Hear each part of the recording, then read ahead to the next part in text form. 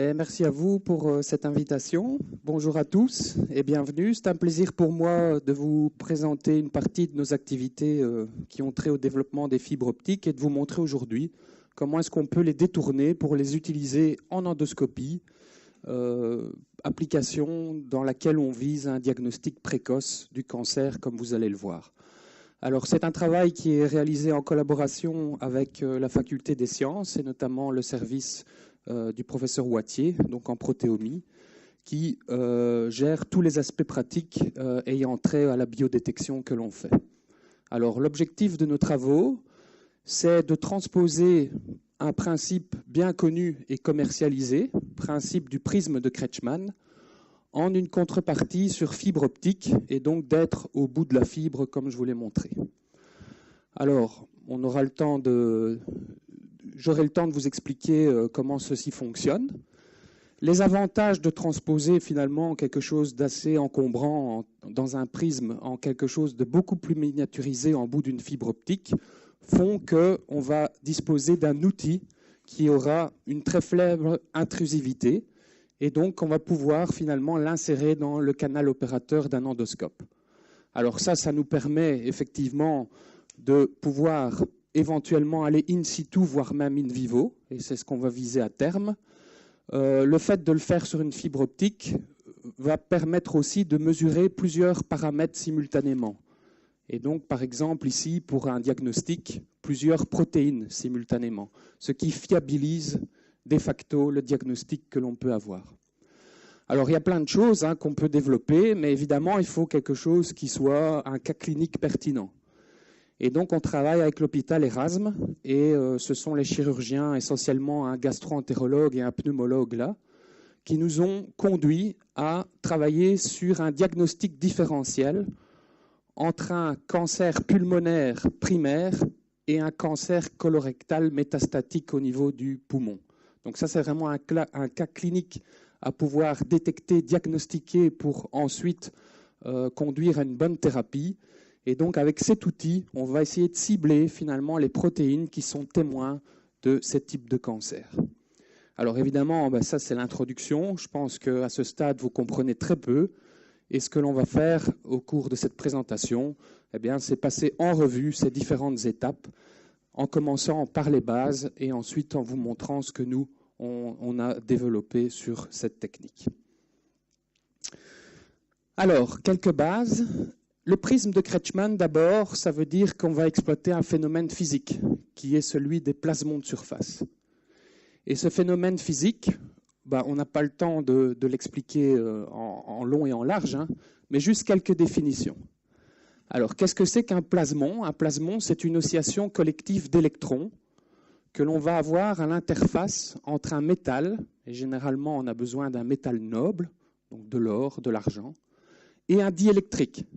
Alors le diélectrique, dans notre cas, c'est le milieu extérieur. Donc quand vous avez le prisme, c'est finalement le milieu avec lequel la surface du prisme est en contact.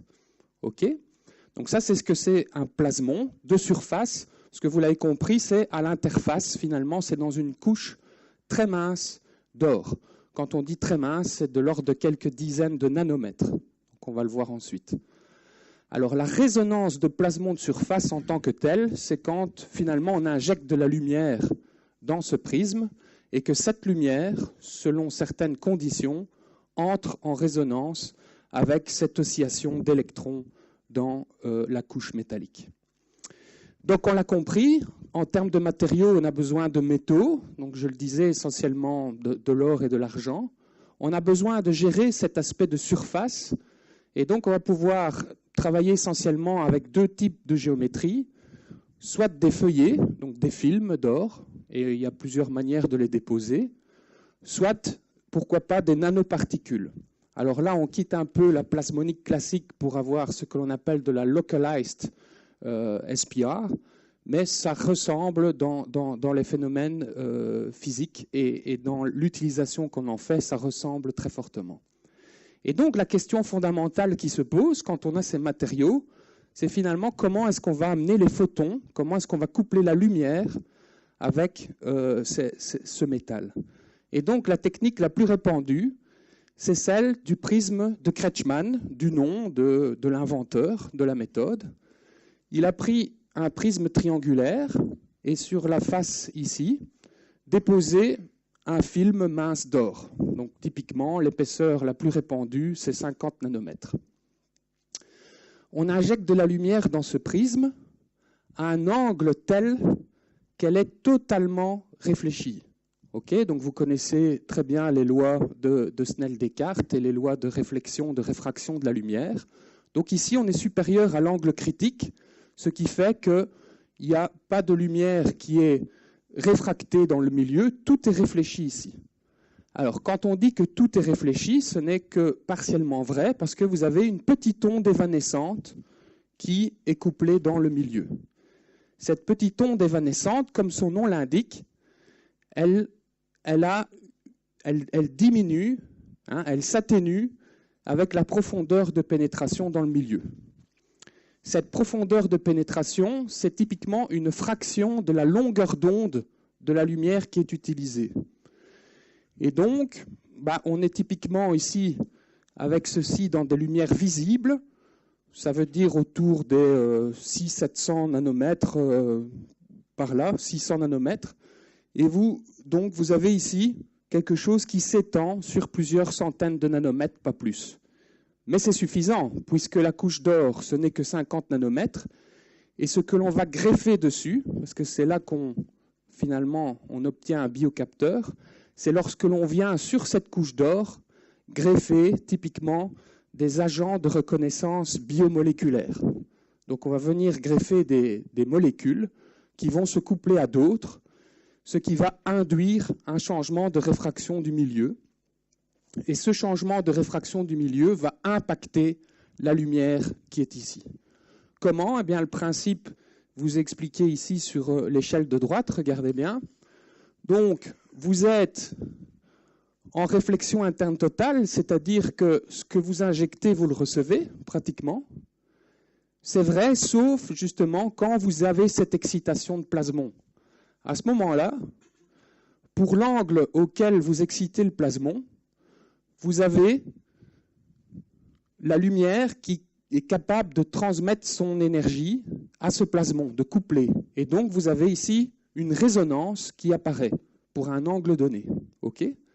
Et cette résonance est donc très sensible, excessivement sensible, au changement d'indice de réfraction du milieu externe. Donc, si vous changez l'indice de réfraction ici, eh bien, vous décalez la résonance dans le spectre. Et la mesure de ce décalage, c'est donc une mesure du changement d'indice de réfraction.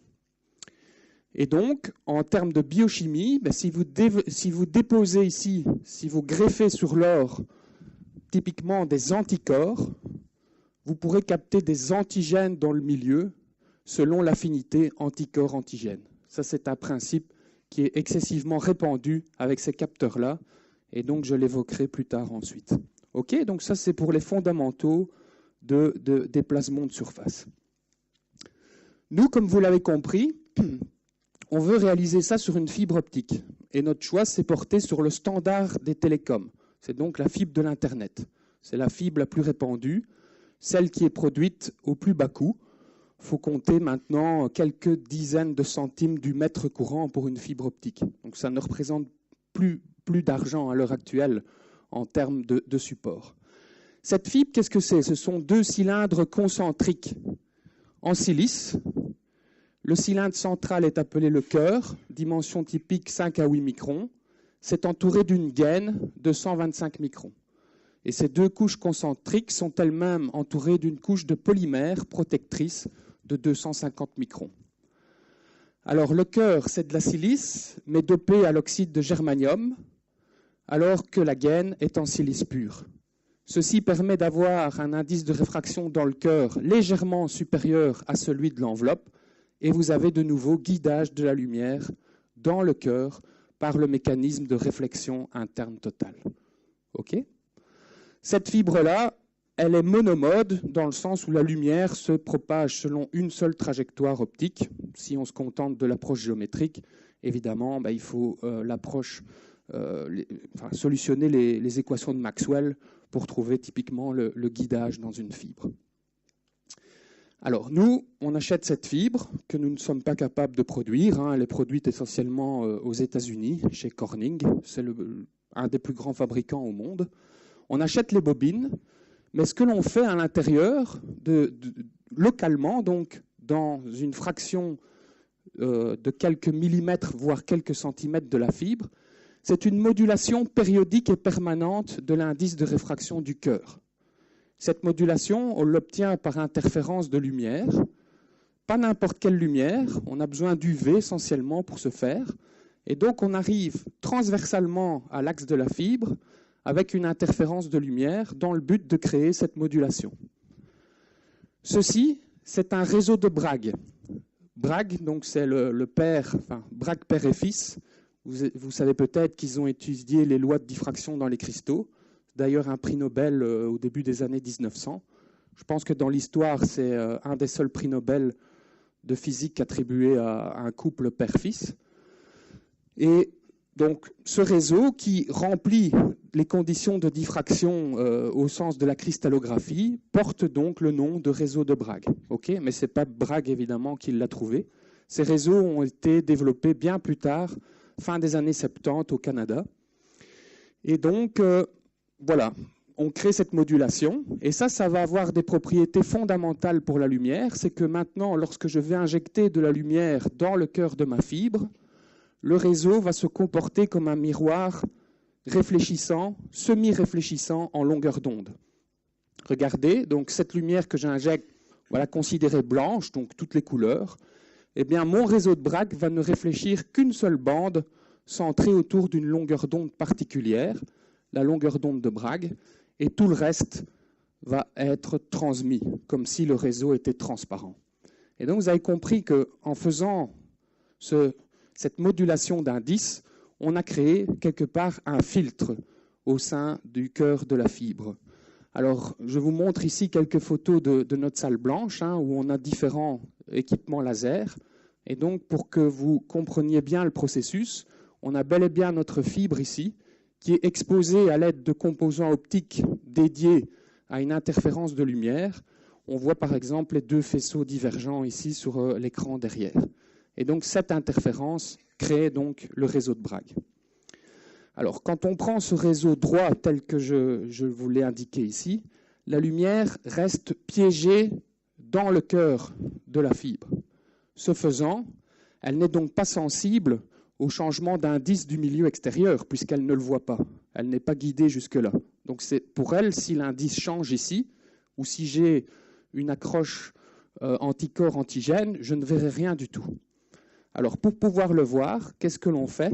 On incline les franges du réseau. Vous voyez, au lieu d'être perpendiculaires à l'axe de la fibre, au lieu d'être comme ceci, elles sont maintenant inclinées. Et ce faisant, j'introduis maintenant un couplage de lumière dans la gaine de ma fibre optique. Ici.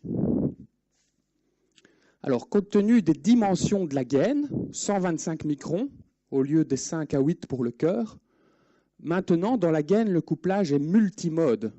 Multimode, ça veut dire donc qu'on n'aura plus qu'un seul mode, mais des dizaines de modes. Et donc, spectralement, c'est ce que l'on voit ici. Vous voyez, on a un spectre très riche avec un ensemble de raies. Chaque raie correspond à un mode dans la gaine. Okay ? Ces modes se propagent donc jusqu'à l'interface entre la gaine et le milieu extérieur, et ils sont ainsi sensibles à des changements d'indice du milieu. J'ai donc créé maintenant un réfractomètre, quelque chose qui va me permettre de mesurer l'indice de réfraction du milieu et que je vais pouvoir utiliser ici pour faire donc de la plasmonique. Alors la plasmonique, quelle est la première étape? Comme vous l'avez compris, une fois que j'ai ce réseau dans le cœur de la fibre, c'est de lui ajouter de l'or. Alors pour ça, on a les processus classiques, l'évaporation sous vide, le sputtering. On peut même le faire en solution avec un électrodépôt, donc la réduction d'un sel d'or essentiellement. Ici, vous avez une image à l'AFM qui a été prise chez Philippe, donc de cette couche d'or où on voit une morphologie relativement uniforme. Donc on a les conditions là qui sont remplies pour pouvoir coupler de la lumière vers le plasmon. Mais pour ça, physiquement, il faut encore que ces deux conditions soient remplies. Il faut que l'indice effectif du mode, donc l'indice de réfraction que perçoit la lumière, corresponde à celui de l'onde plasmonique, et il faut que l'état de polarisation soit également optimisé. Et donc ça, avec de la lumière, c'est assez facile, ici avec une fibre, pardon, c'est assez facile de modifier l'état de polarisation. On utilise des composants dédiés. Quand on le fait, vous voyez que dans le spectre du réseau apparaît ici quelque chose d'assez caractéristique et qui témoigne du couplage de l'onde plasmonique. Et donc c'est à cet endroit-là que dans ma structure, j'ai couplé vers un plasmon. Et c'est ce point particulier du spectre que je vais utiliser et suivre pour mesurer des changements d'indice de réfraction. Alors là, je vous montre un décalage, donc la mesure que l'on obtient simplement lorsque l'on change l'indice de réfraction. Donc ici, on est dans une solution d'eau et de sel, et on vient diluer cette solution très légèrement pour changer l'indice de réfraction. Pas grand-chose, regardez, quelques 10-5, mais ça suffit pour avoir un signal tout à fait intéressant à mesurer avec une belle pente de 350 nanomètres par unité d'indice ici, ce qui est suffisant, vous allez le voir ensuite, pour pouvoir développer ce capteur en termes de biodétecteur. Et donc, s'il fallait faire une représentation de ce que l'on veut faire, nous, c'est vraiment ça. On aurait le réseau incliné en bout de fibre, il couple vers la couche d'or, et sur l'or, des biochimistes sont venus greffer les anticorps. Les anticorps réagissent aux antigènes en solution, changement d'indice que nous mesurons par le réseau incliné, avec un détecteur placé donc à l'extérieur. Et donc ça, c'est vraiment l'idée qui est là derrière. Alors, on dit toujours que l'affinité anticorps-antigène, ça ressemble à un système clé-serrure, dans le sens où, en toute logique, vous n'avez qu'une clé qui ouvre la serrure. Ici aussi, c'est en fonction des affinités anticorps-antigènes, on peut trouver des choses qui sont très sélectives, et c'est bien sûr là-dessus que l'on va travailler. Alors, rappelez-vous, j'ai mentionné que l'idée, et qui nous a été communiquée finalement par des spécialistes à Erasme, c'est donc de faire ce diagnostic différentiel au niveau des poumons. Et donc, on sait déjà ce que l'on souhaite mesurer quelque part. On souhaite mesurer certaines protéines dont on sait que si elles sont présentes, c'est qu'elles sont le témoin de la pathologie que l'on voudrait détecter. Donc, en l'occurrence, ici, elles sont le témoin d'un cancer pulmonaire. Ces protéines, ce sont des cytokératines. Et parmi les nombreuses cytokératines, essentiellement la 7 et la 20, et puis la thiorédoxine, et son acronyme, comme vous le voyez, c'est TTL1. Alors, pour fiabiliser le diagnostic, comme on l'a compris, c'est l'occurrence simultanée de ces protéines qu'il faudrait mesurer. Alors, on sait aussi à quoi on s'attaque, typiquement dans les poumons. En présence de lésions, on a, vous voyez, des lésions qui font à peine quelques centimètres. Donc, d'où l'intérêt, finalement, d'utiliser une fibre optique pour pouvoir aller mesurer ces faibles lésions.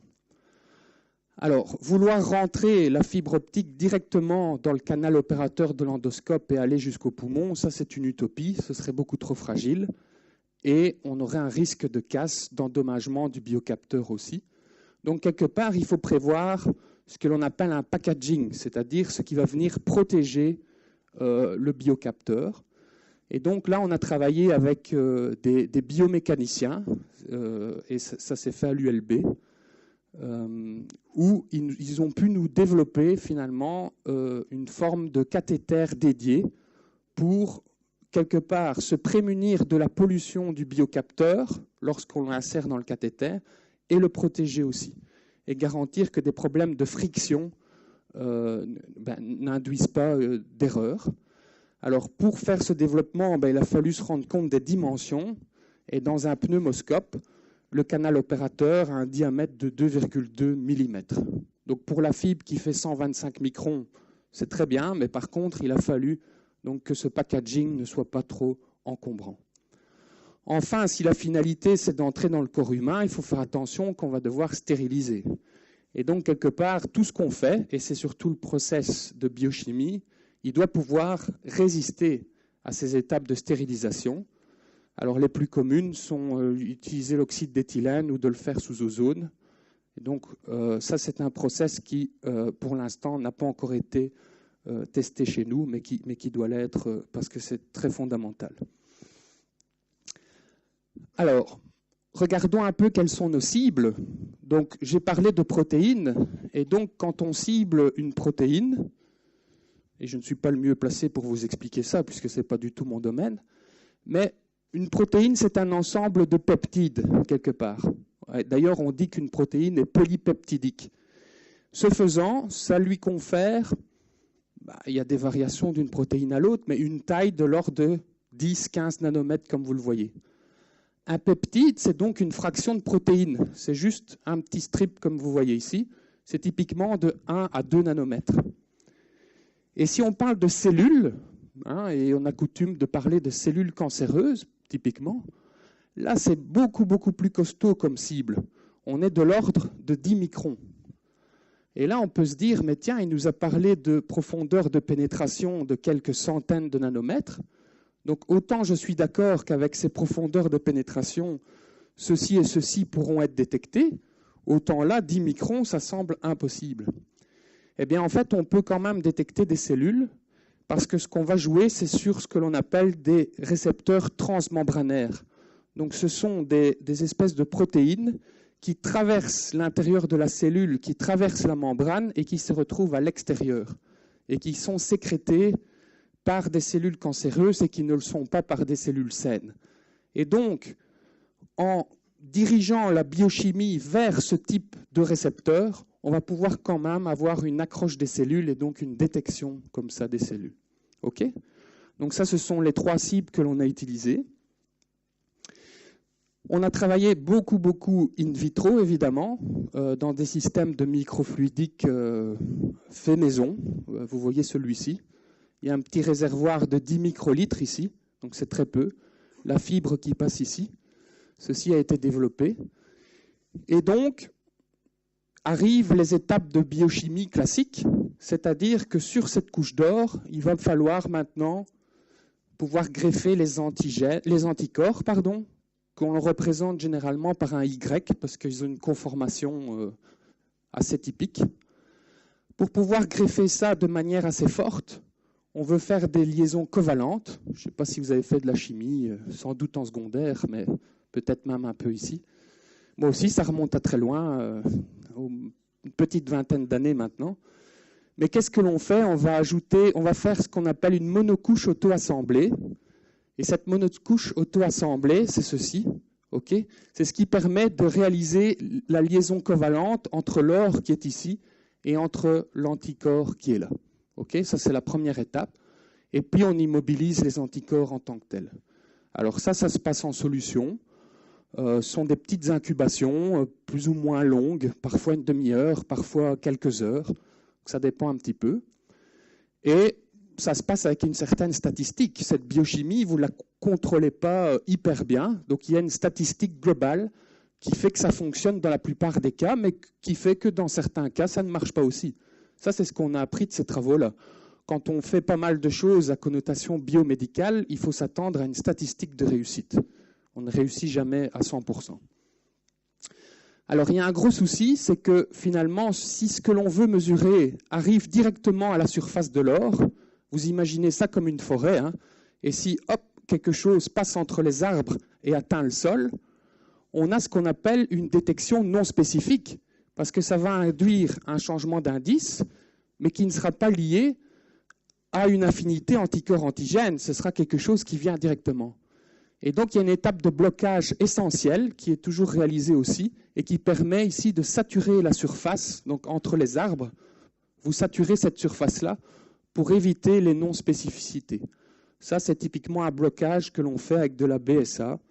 Donc, c'est une protéine très, très utilisée pour faire ceci. Et puis, donc, souvenez-vous, dans le spectre, je vous ai dit, on doit focaliser son attention sur ce point-là. Et quand on regarde ce point-là et qu'on regarde son évolution ici, qu'est-ce qu'on a là-dedans? On a un buffer, donc typiquement du PBS avec 10% de sérum. Donc ça, c'est pour ressembler au sang.